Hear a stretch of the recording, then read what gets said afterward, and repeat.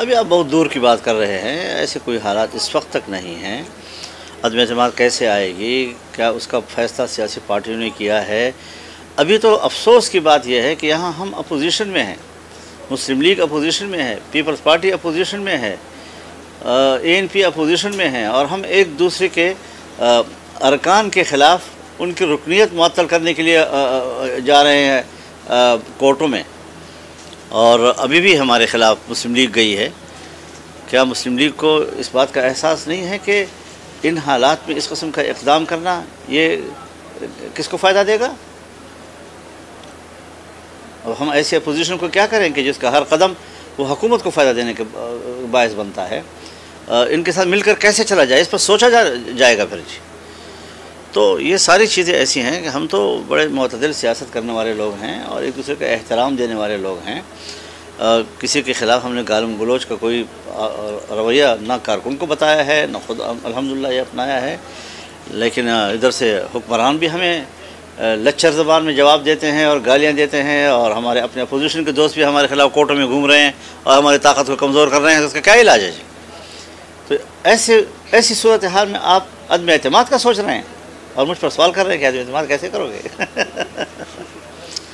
دیکھیے، یہ ساری باتیں اگر آپ کے نوٹس میں ہیں تو اس کا معنی ہے کہ عام آدمی کے نوٹس میں بھی ہیں۔ ایک اعتراف نہیں، 20 اعترافات، 20 وہ خبریں جو آپ خود چھاپتے رہے ہیں، شہ سرخیوں کے ساتھ چھاپتے رہے ہیں۔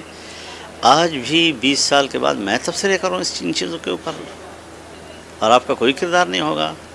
لہذا میں PTI کے ساتھ اختلاف نہیں ختم کر رہا، لیکن تعلقات میں میانہ روی اور اختلاف کو اختلاف تک رکھنا اور تلخیوں کو دور کرنا، یہ میرے مقاصد میں سے ہے، اور یہی وجہ ہے کہ میں ان کے کسی بھی تلخ بد اخلاقی پر مبنی کوئی بیان کا جواب بھی نہیں دیا کر رہا۔ میرے خیال میں اس کو ریاست کی سطح پر مسئلے کو اٹھانا چاہیے، اور ریاست سے اس پر بات چیت ہونی چاہیے، معقول بات چیت ہونی چاہیے۔ ہم بات چیت بعد میں شروع کرتے ہیں، پہلے ان کے خلاف کارروائیاں شروع کر دیتے ہیں، کارروائیوں سے تعلقات میں تلخی آ جاتی ہے، مذاکرات کا ماحول ختم ہو جاتا ہے۔ ہمیشہ مذاکرات کے لیے ایک مناسب ماحول پیدا کیا جاتا ہے۔ اگر کہیں پر ناراضگی ہو بھی تو اظہار نہیں کیا جاتا، کوئی سخت قدم اٹھانا ہو بھی تو نہیں اٹھایا جاتا، تاکہ تعلقات میں مذاکرات کے لیے ماحول برقرار رہے۔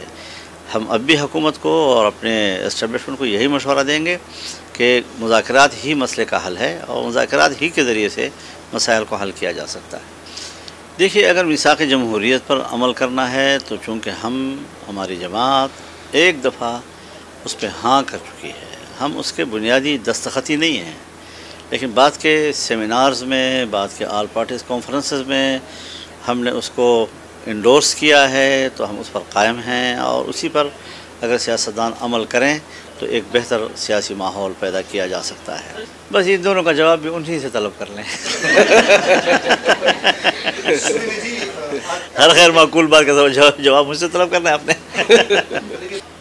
اسی لیے تو میں نے کہا کہ بات کسی پارٹی کے اندرونی معاملات میں مداخلت کی نہیں ہے، بات صوبے کو تبدیلی کی ضرورت ہے۔ پارٹی کی بات میں نہیں کر رہا، لیکن میں نے مشورہ دیا ہے کہ بجائے اس کے کہ اپوزیشن ملے اور لوگوں کو توڑیں، ایک دوسرے کے ساتھ سودا بازیاں کریں، پارٹی کے اندر ہی اگر تبدیلی آتی ہے اور کوئی نئی ایڈمنسٹریشن پارٹی کے اندر سے اٹھتی ہے اور صوبے کو سنبھالتی ہے، تو میں نے کہا مجھے اس پہ کوئی اعتراض نہیں ہوگا۔ اس وقت یہ صوبہ سیاسی کشمکش کا متحمل نہیں ہے، ہر چند کہ میں پھر کہتا ہوں کہ یہاں کی اکثریت صوبے کی وہ جعلی ہے، لیکن پھر بھی اب حکومت تو قائم ہے، عدالتوں نے تسلیم تو کیا ہے، عدالتیں بھی مان رہی ہیں، ساری دنیا مان رہی ہے، تو ہم کیا کر سکتے ہیں جی؟ لیکن تاریخ جو ہے وہ فیصلہ کرے گی کہ کیا ہمارا دعویٰ غلط تھا۔